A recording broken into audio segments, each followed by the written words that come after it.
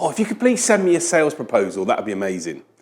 Happens a lot in business. You get asked to send a proposal and then it goes nowhere. What are the key things you need to put in place in order to make sure that when someone asks you for a sales proposal, you know you've got a fine good chance of winning the business? My name is James White, small business sales expert. In this video, I'm going to share with you the 3 or maybe a 4th bonus thing I'm going to give you in order to make sure when you get asked to complete a proposal, you win it. Let's have a look at the video.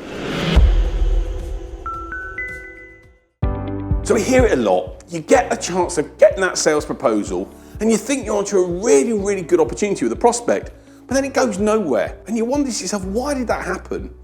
It's because of a number of things you haven't done in the conversations with that other person that if you do, can get you the right result that you want.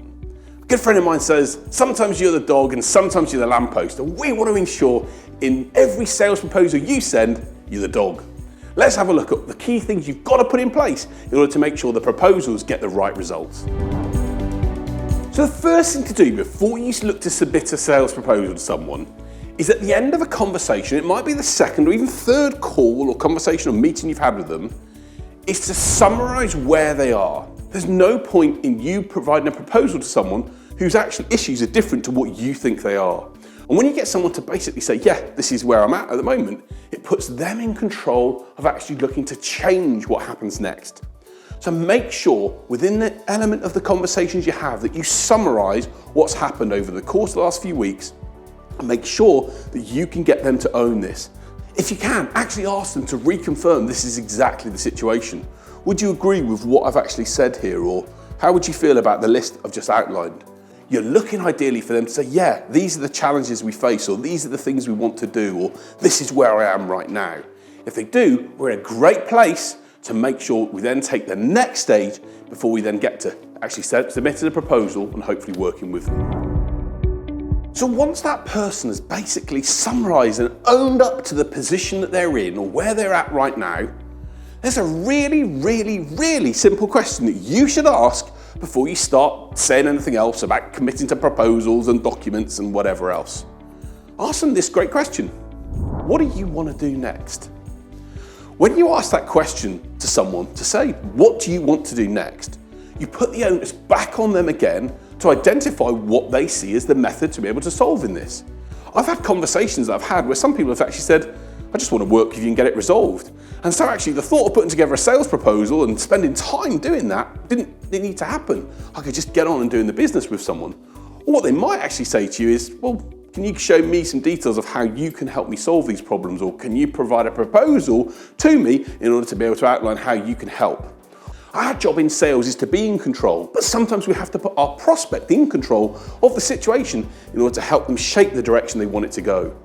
And hopefully if they do say, well, I'd like to get a proposal from you on how you can really help me, what you then need to make sure that you're doing is clarifying a couple of things such as, what is it you want to see in that proposal? What format should the proposal be in?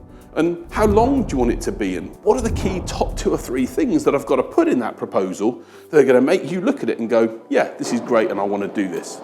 So once you've asked them the what happens next question and they've indicated hopefully that they want to see a proposal or a quote from you, clarify how they want that information and in what format and what has to be shown, what are the top 2 or 3 things that need to be included to make them feel comfortable enough to move things forward with you.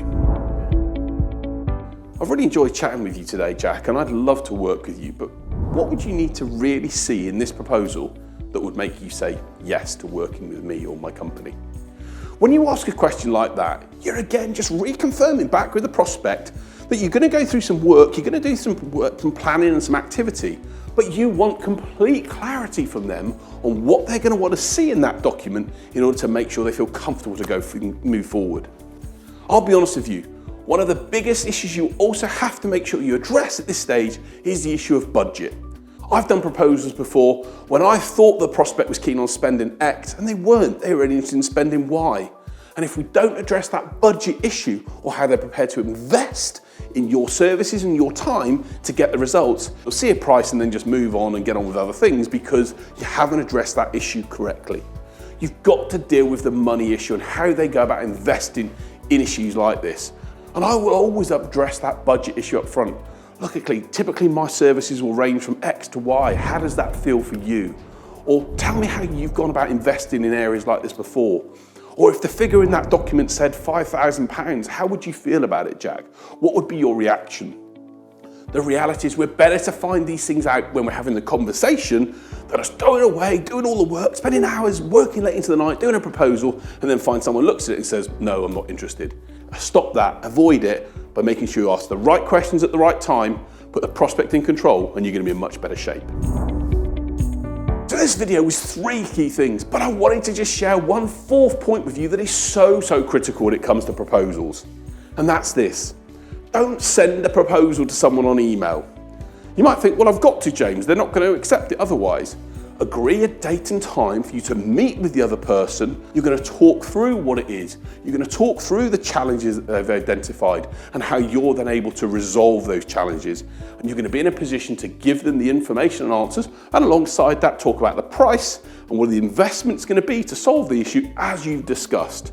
But if you send it to them ahead of time and then look to meet with them, don't be surprised if you, especially if you haven't dealt with a budget issue, they look at the proposal, they go straight to the price and say, oh no, it's too expensive, I'm not going to bother having the call. It happens time and time again. So the way to avoid that is to agree a meeting to go through that proposal and actually make sure you're having that conversation face to face. And by the way, if someone actually says to you, just send me the proposal, I don't want to meet to discuss it, that should be a big warning sign in your head that they're not comfortable having another conversation to try and work a way forward. Most people are quite reasonable, they'll agree to it. If they don't want to agree to working with you, then you might get to that point, but at least you haven't been in a position where they've just ignored the call or ignored the email after you sent the proposal along. So these 4 things are critical when it comes to winning business, and proposals are a key way of doing that. But so many business owners and salespeople get proposals wrong, and I want you to avoid all that time wasted, all that energy you commit to it that just doesn't go anywhere. Put these 4 points in action, and you're going to find you're going to get a better chance of winning proposals, or actually making sure you're spending time on proposals that are going to go somewhere. So I hope this video has been a help for you. If it has, please let me know. Like the video, subscribe to the channel, and maybe put in the comment section below what you think. Maybe you disagree with me. Maybe you think you should just send proposals. Whatever happens, let me know in the comment section. I'll take those thoughts, good and bad, on board. But the most important thing, I hope these videos are giving you some insights and tips into becoming better at selling and getting incredible results as a business owner. If you do like it, please subscribe to the channel, like the video, share it with others. Let's get other business owners getting great results and winning business time and time again. Thanks for watching. My name is James White, small business sales expert. Look forward to sharing another video with you next Saturday.